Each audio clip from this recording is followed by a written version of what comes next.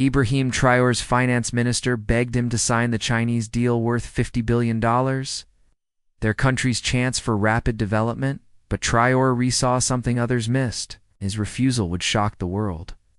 But first, let me tell you how the biggest investment offer in African history became the most dangerous trap ever set. The mahogany conference table reflected the crystal chandeliers as finance. Minister Ouedraogo spread documents with trembling hands. The scent of jasmine tea grown cold horse ago lingered in the presidential palace air. Outside, Ouagadougou's evening lights promised prosperity.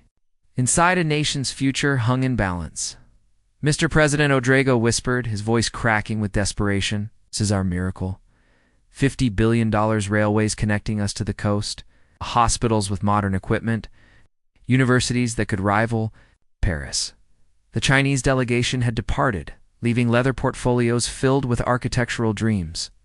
Gleaming airports, superhighways cutting through red earth, mining facilities that would make Burkina Faso wealthy beyond imagination. Defense Minister Kabar leaned forward urgently. "Sir, 200,000 jobs in Phase 1 alone meant crisis could end overnight." The lithium deposits added Economic Minister Sawato, his eyes bright with possibility. "Chinese surveys show $200 billion in reserves. We keep 30% ownership." Wait until you hear what was hidden in those contracts. Traoré studied his cabinet's faces, seeing reflected desperation of an entire nation. 70% of Burkina Faso's people served on subsistence farming. Children died from preventable diseases. Schools lacked basic supplies. "Sir," Health Minister Kari spoke softly, "our pediatric ward has 3 ventilators for 2 million children. This deal could save thousands of lives." The numbers were staggering. More money than their nation had seen since independence. Yet something cold settled in Traoré's stomach as he watched his ministers' eager faces. "Have you read every document?" he asked suddenly. Confused glances exchanged around the table. Of course they had read them.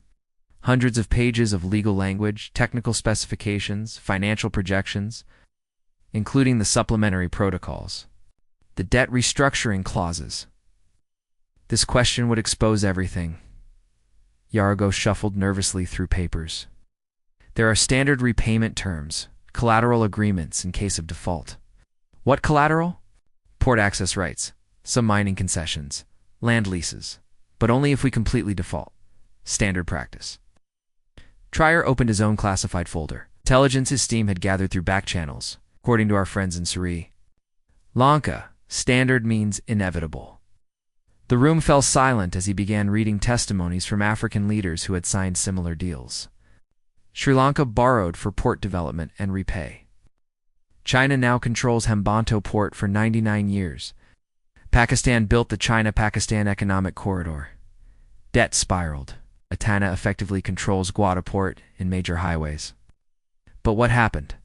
Next will terrify you in development aid, Traoré continued, his teacher's instincts kicking in as he watched comprehension dawn on his ministers' faces.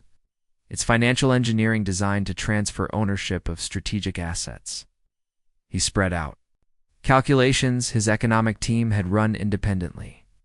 Based on our current revenues, we could service maybe 40% of these debt payments. The lithium won't generate income for 5 years, but loan payments start immediately. Finance Minister Ouedraogo studied the projections, color draining from his face. His numbers default within 18 months. Exactly. Here's what happens then. The hidden clauses were devastating. Upon default, China would assume operational control of the railway system.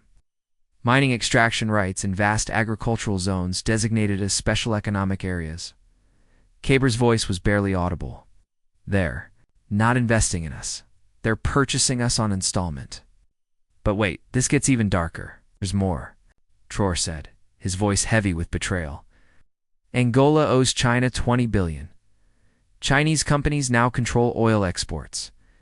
Ethiopia borrowed $13 billion. China manages port access and rail transport. Zambia's copper mines operate under Chinese management. After debt restructuring, the patterns were undeniable. Every nation that had accepted China's generous terms had surrendered economic sovereignty within years. But Sir Wedrow pleaded, what alternative exists? Our people suffer while we debate? Sovereignty. The question hung in the room like smoke from dying hopes. Every minister waited for Traoré's answer, one that would define their nation's destiny. What Ibrahim Traoré said next shocked everyone in the room. We build it ourselves. Statement. Seemed impossible given their financial constraints. But Traoré's voice gained strength with conviction. Burkina Faso has 15 billion in proven gold reserves. Our lithium is worth 200 billion at current prices. We don't need Chinese money. We need Chinese knowledge paid for at market rates. He outlined his vision. Technology transfer agreements, not debt contracts, engineering expertise, not territorial. Concessions. We maintain ownership of every railway mile, every hospital bed, every school classroom. Infrastructure Minister Sawato looked skeptical. Construction would take decades, not years. Built by African hands, owned by African people, serving African futures.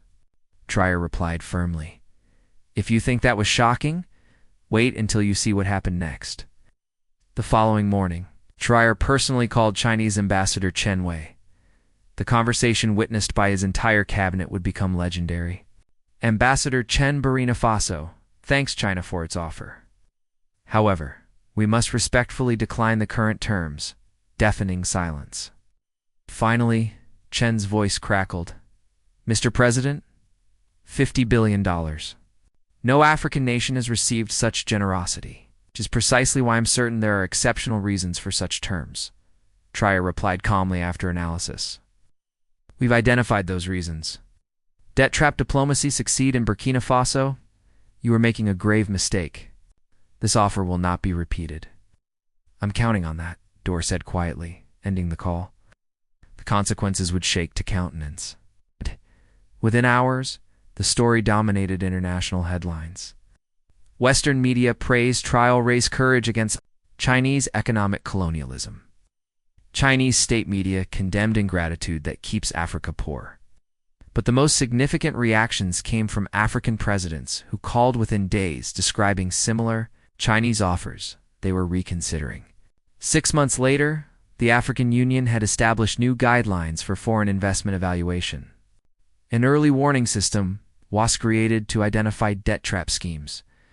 Most importantly, an African Development Bank initiative provided alternative infrastructure financing. The transformation within Burkina Faso was remarkable. Traoré's rejection sparked national conversations about self-reliance. Young engineers postponed immigration plans, seeing opportunities to build their homeland. Local mining cooperatives formed using sustainable extraction methods. Agricultural collectives invested in irrigation using domestic savings. Technical universities created knowledge transfer programs without territorial concessions. Progress was slower than Chinese timelines promised. But every brick belonged entirely to Burkina Faso's people. 1 year later, addressing the African Union, Traoré declared, when China offered $50 billion, they weren't offering development. They were offering dependency with better infrastructure. Applause rippled through the assembly as he continued, true development cannot be borrowed or gifted. It can only be built by people who will live with its consequences. The most meaningful response came in a handwritten letter from a university student. Mr. President, my family was angry when you rejected Chinese money. We needed hospitals and roads. But now I understand you didn't reject development. You chose dignity. Reading those words, surrounded by architectural plans designed by Burkinabe engineers and funded by Burkinabe resources, Traoré reflected on the choice that had defined his presidency. When his finance minister had begged him to sign that deal, everyone saw salvation. But Traoré had seen a test of whether Africa was ready for true independence's harder path. Answer echoed across a continent. They were ready. That choice was worth more than all Chinese gold.